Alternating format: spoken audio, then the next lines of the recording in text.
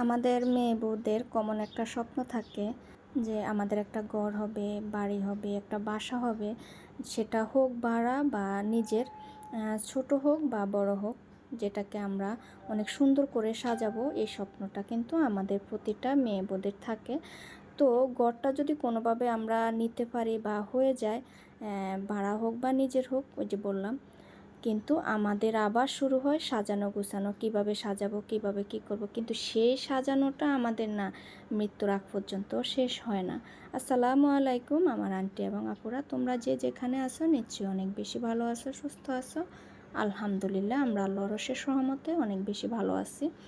তো আজকের এই ভিডিওটি মূলত করা হয়েছে আমাদের নতুন ফ্ল্যাটের। আমার অনেক আপুরা তো জানে আমাদের বাসার কাজ চলতেছে। তো 3টা বেডরুম, ওখানে 3টা বেডরুমের জন্য 3টা খাট বানাতে দিছি। সেই খাটগুলো কিন্তু আমাদের বাসায় তৈরি করবে, ওগুলা রেডিমেড কিনবো না। এই যে এই খাটগুলো আমি বিস্তারিত সামনে বলতেছি। 3 রুমের জন্য 3টা খাট।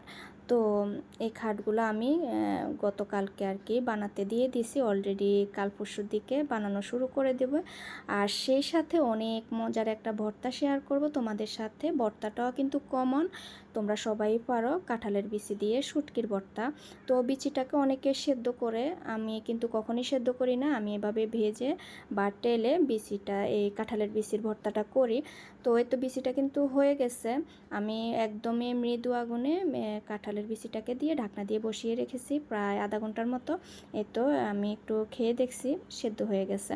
তো যাই হোক, এখন আমি নামিয়ে এটাকে পানিতে একটু ভিজিয়ে রাখবো আধা ঘন্টার মতো। এই দিক থেকে আমি বাকি যে উপকরণগুলো আছে না, সেগুলো রেডি করে নেব। একটু ভিজিয়ে রাখলে হয় কি, বিচিটা একটু নরম হয়, মানে ফাটাই ফিসতে একটু সহজ হয় আর কি। কারণ কাঁঠালের বিচিটা ভাজলে অনেকটা শক্ত হয়ে যায় আর কি। তো এই খাটগুলোর একটু দাম বেশি পড়ার কারণ হয়েছে এগুলা বাহিরের দেশের খাট, এখানে আমি রেডিমেড কিনতে পাবো না, কোথাও দেখি না। ঢাকায় আমি অনেক জায়গায় চাইছি। তো এই জন্য এগুলো ডিজাইন দিয়ে আমি খাটগুলো আর কি তৈরি করবো, এই জন্য একটু দামটা বেশি পড়ছে।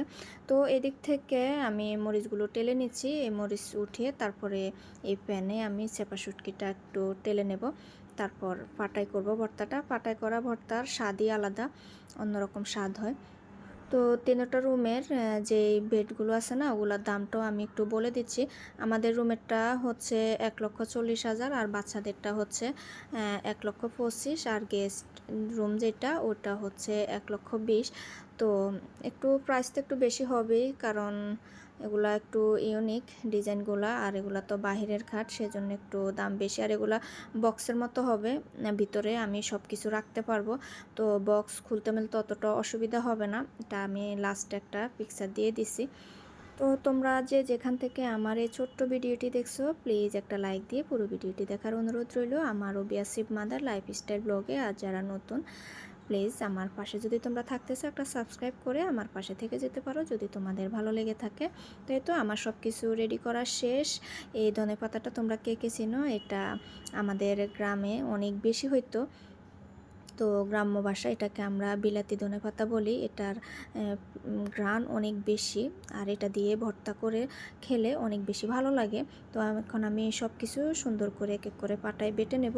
এই কাঁঠালের বিচি ভর্তাটা অনেকে অনেকভাবেই করে, তবে এই শুটকি দিয়ে ভর্তাটা অন্যরকম একটা টেস্ট হয়, খেতে ভালো লাগে।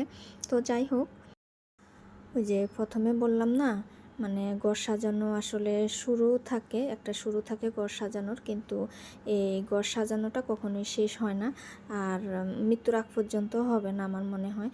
আমার কিছু কিছু বোনেরা আমার এই ভিডিওগুলো রেগুলার দেখে, তারা আমাদের এই ফ্ল্যাটের কাজ ডিজাইনগুলো অনেক বেশি পছন্দ করছে। এত সুন্দর সুন্দর কমেন্ট করে আপুরা, আমার ভীষণ ভালো লাগে কমেন্টগুলো পড়তে। তো এই আপুদেরকে অনেক অনেক ধন্যবাদ। তো আমি বাসার আরেকটা ভিডিও করব, 2-1 দিন পরে আপলোড দেব। বাসার কাজ কতটুকু কী হলো তোমাদের সাথে ইনশাল্লাহ আমি শেয়ার করব। আর পুরো বাসা তো তোমরা অনেকেই জানো, আমি কন্ট্যাক্টে দিয়ে দিছি ইন্টেরিয়রের কোম্পানির লোকদের। তো এদিক থেকে দেখো, তোমাদের সাথে গল্প করতে করতে আমার কিন্তু ভর্তাটা অলরেডি শেষ। তো পেঁয়াজ, এখানে কিন্তু সব কিছু দেওয়া আছে, পেঁয়াজ, ধনেপাতা, তারপরে লবণ, স্বাদ মতো লবণ দিয়ে দিছি, চেক করে নিছি, লবণটাও কিন্তু হয়ে গেছে। তো এটা গরম গরম ভাত দিয়ে অনেক বেশি ভালো লাগবে খেতে, তোমরা এভাবে ট্রাই করতে পারো। আর এই তো এটা হচ্ছে আমার বাচ্চাদের বেডরুমের খাট, এটা 1,25,000 টাকা।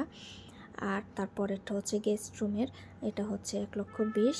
আর আমার রুমের যেটা সেটা হচ্ছে 1,40,000 টাকা। তো কেমন হয়েছে খাটগুলো আমাকে কমেন্টে জানিও। তো তোমরা সবাই ভালো থেকো, সুস্থ থেকো, ইনশাল্লাহ আগামী ব্লগে তোমাদের সাথে কথা হবে। আল্লাহ হাফেজ, আসসালামু আলাইকুম।